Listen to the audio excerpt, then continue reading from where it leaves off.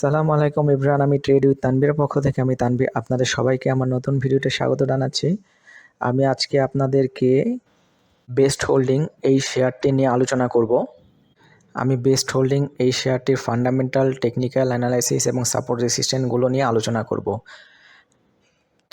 আমি ইতিপূর্বেই অনেক শেয়ার নিয়ে আলোচনা করেছি, সেগুলোর ফান্ডামেন্টাল, টেকনিক্যাল অ্যানালাইসিস এবং সাপোর্ট রেসিস্ট্যান্টগুলো নিয়ে আলোচনা করেছি। আপনারা চাইলে আমার চ্যানেলের অল ভিডিও সেকশন থেকে সেই ভিডিওগুলো দেখে আসতে পারেন, অথবা আমি এই ভিডিও ডেসক্রিপশন বক্সেও লিঙ্কগুলো দিয়ে রাখবো, চাইলে সেখান থেকেও দেখে আসতে পারেন। আমার ভিডিওগুলো যদি আপনাদের সামান্য উপকারে আসে তাহলে অবশ্যই আমার চ্যানেলটি সাবস্ক্রাইব করে দিবেন এবং ভিডিওগুলো সবার মাঝে শেয়ার করে দিবেন। তাহলে চলুন কথা না বাড়িয়ে মূল ভিডিওতে যাওয়া যাক। বেস্ট হোল্ডিংস ট্রাভেল অ্যান্ড লিজার সেকশনের নতুন ক্যাটাগরি একটি শেয়ার। এই শেয়ারটি 2024 সালেই লঞ্চ হয়েছে, অর্থাৎ 2024 সালেই শেয়ার মার্কেটে লিস্টেড হয়েছে।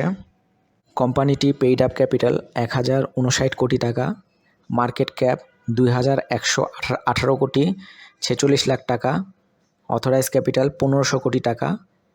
এর লং টার্মের লোন রয়েছে 592 কোটি 30 লাখ টাকা। শর্ট টার্মে এই কোম্পানিটির লোন রয়েছে 115 কোটি 10 লাখ টাকা। কোম্পানিটির রিজার্ভে রয়েছে 2523 কোটি 20 লাখ টাকা। কোম্পানিতে ডাইরেক্টরদের হোল্ডিং রয়েছে 65.34% শেয়ার, ইনস্টিটিউটের হোল্ডিং রয়েছে 20.79% শেয়ার এবং পাবলিকের কাছে রয়েছে সর্বমোট 13.87% শেয়ার, অর্থাৎ পাবলিকের কাছে টোটাল 14 কোটি 69 লাখ শেয়ার রয়েছে। কোম্পানিটির পি রেশিও 500, ইপিএস 4 পয়সা, ন্যাব রয়েছে 53 টাকা 79 পয়সা। কোম্পানিটির গত 52 সপ্তাহে সর্বোচ্চ প্রাইস ছিল 46 টাকা 50 পয়সা এবং গত 52 সপ্তাহে সর্বনিম্ন প্রাইস ছিল 18 টাকা 10 পয়সা। তো এই গেল কোম্পানিটির ফান্ডামেন্টাল ব্যাপার স্যাপার। এখন চলুন আমরা টেকনিক্যাল চার্টে চলে যাই। এটা হচ্ছে কোম্পানিটির টেকনিক্যাল চার্ট।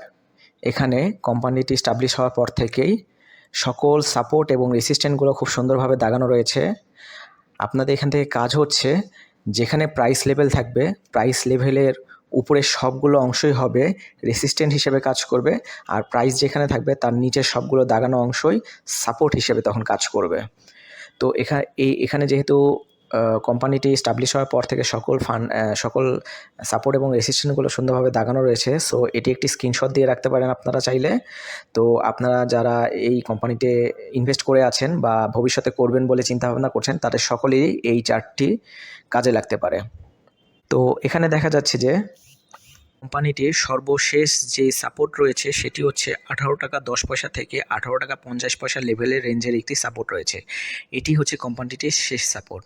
আশা করা যাচ্ছে যে কোম্পানিটির প্রাইস এর নিচে নামবে না। এর পরবর্তীতে যেই অংশটি রয়েছে সেটি হচ্ছে 19 টাকা 80 পয়সা লেভেল থেকে 20 টাকা 30 পয়সা লেভেলের মধ্যে। এই রেঞ্জের মধ্যেই বর্তমানে প্রাইসটি রয়েছে। তো আশা করা যাচ্ছে যে মার্কেট ভালো হলে এখান থেকে প্রাইস উপরের দিকে উঠে যাবে। এর পরবর্তীতে যেই রেসিস্ট্যান্টটি রয়েছে সেটি হচ্ছে 21 টাকা 70 পয়সা থেকে 21 টাকা 90 পয়সা রেঞ্জের মধ্যে একটি রেসিস্ট্যান্ট।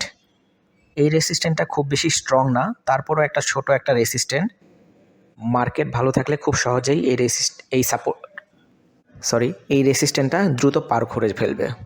এর পরবর্তীতে যে রেসিস্ট্যান্টটি রয়েছে সেটি হচ্ছে 23 টাকা 20 পয়সা থেকে 23 টাকা 50 পয়সা লেভেলের রেঞ্জের একটি রেসিস্ট্যান্ট। এটা মিডিয়াম লেভেলের একটা রেসিস্ট্যান্ট, খুব বেশি স্ট্রং না। মার্কেট ভালো থাকলে এর পরবর্তী রেসিস্ট্যান্টটি হতে পারে 25 টাকা 10 পয়সা থেকে 25 টাকা 70 পয়সা রেঞ্জের একটি রেসিস্ট্যান্ট। তবে এই রেসিস্ট্যান্টটা, এই 25 টাকা 10 পয়সা থেকে 25 টাকা 70 পয়সা রেঞ্জের যে রেসিস্ট্যান্টটা রয়েছে, এটা মোটামুটি স্ট্রং লেভেলে একটা রেসিস্ট্যান্ট বলা চলে। কারণ এখানে সেপ্টেম্বরের পরে বেশ কয়েকবার এটা ব্রেক করার চেষ্টা করেছে, কিন্তু ব্রেক করতে পারে নাই। এখান থেকে বাধা পেয়ে নিচের দিকে ধাবমান হয়েছে। এর পরবর্তীতে মার্কেট ভালো থাকলে যে এই রেসিস্ট্যান্টটি পাওয়া যাবে সেটি হচ্ছে 27 টাকা 60 পয়সা থেকে 28 টাকা 20 পয়সা রেঞ্জের রেসিস্ট্যান্ট। এটা একটা মিডিয়াম লেভেলের রেসিস্ট্যান্ট, কিন্তু জুলাই মাসে, এই বছরের জুলাই মাসে এখান থেকে উপরের দিকে উঠে গিয়েছিল, এখানে বাধা পেয়ে উপরের দিকে উঠে গিয়েছিল। সো এটা বলা যায় যে এটা মিডিয়াম লেভেলে একটা রেসিস্ট্যান্ট। মার্কেট ভালো থাকলে এরপরে কিছুটা গ্যাপ পেয়ে পরবর্তী যে রেসিস্ট্যান্টটি পাবে সেটি হচ্ছে 32.70 টাকা থেকে 33.50 টাকা লেভেলের একটা রেসিস্ট্যান্ট। এই রেসিস্ট্যান্টটা বলা যায় যে স্ট্রং লেভেলে একটা রেসিস্ট্যান্ট।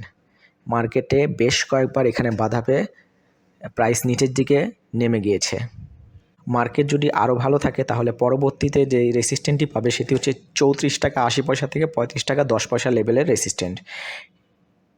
এই রেসিস্ট্যান্টটাও কিন্তু মোটামুটি ভালো লেভেলে, স্ট্রং লেভেলে একটা রেসিস্ট্যান্ট। তো মার্কেট যদি আরও ভালো হয় তাহলে পরবর্তী যে রেসিস্ট্যান্টটি পাবে সেটি হচ্ছে 36.80 টাকা থেকে 37.70 টাকা রেঞ্জের একটা রেসিস্ট্যান্ট। এই যে 36.80 টাকা থেকে 37.70 টাকা রেঞ্জের যেই রেসিস্ট্যান্টটা রয়েছে এটিও স্ট্রং লেভেল একটা রেসিস্ট্যান্ট। এটার পরবর্তীতে একটা ছোট রেসিস্ট্যান্ট রয়েছে, সেটা হচ্ছে 38.90 টাকা থেকে 39 টাকা লেভেলের একটা ছোট রেসিস্ট্যান্ট। এই রেসিস্ট্যান্টটার পরবর্তীতে একটা স্ট্রং রেসিস্ট্যান্ট রয়েছে, সেই রেসিস্ট্যান্টটা হলো 41.30 টাকা থেকে 41.80 টাকা রেঞ্জের একটি স্ট্রং রেসিস্ট্যান্ট। এই রেসিস্ট্যান্টটা অনেক স্ট্রং। এর পরবর্তীতে মার্কেটে যে লাস্ট রেসিস্ট্যান্টটা রয়েছে সেটি হচ্ছে 46.50 টাকা লেভেলের একটা রেসিস্ট্যান্ট। এই শেয়ারটির সর্বোচ্চ প্রাইস উঠেছিল 46.50 টাকা। সো এটি হচ্ছে কোম্পানিটির লাস্ট রেসিস্ট্যান্ট পয়েন্ট। তো এই চার্টের একটি স্ক্রিনশট নিয়ে রাখতে পারেন আপনারা, আপনাদের ভবিষ্যতে কাজে লাগতে পারে সারা জীবনের জন্য, যেহেতু এখানে সব সাপোর্ট এবং রেসিস্ট্যান্টগুলো সুন্দরভাবে দাগানো রয়েছে। আর আমার ভিডিওগুলো পজ করে করে শুনতে পারেন, কারণ আমি কিছু কিছু স্ট্রং রেসিস্ট্যান্টের কথা বলেছি এবং কিছু মিড লেভেল এবং হালকা রেসিস্ট্যান্টের কথা বলেছি। চাইলে পজ করে ভিডিওটি আবার দেখে আসতে পারেন। তো আমি আবারও বলছি যে আমার ভিডিওগুলো যদি উপকারে আসে তাহলে অবশ্যই আমার চ্যানেলটি সাবস্ক্রাইব করে দেবেন এবং আমার ভিডিওগুলো আপনাদের কলিগস বা ফ্রেন্ডস ফ্যামিলির মাধ্যমে শেয়ার করে দেবেন। তো আমি পরবর্তীতে নতুন কোনো শেয়ার নিয়ে আলোচনা করব। ততক্ষণ আল্লাহ হাফেজ।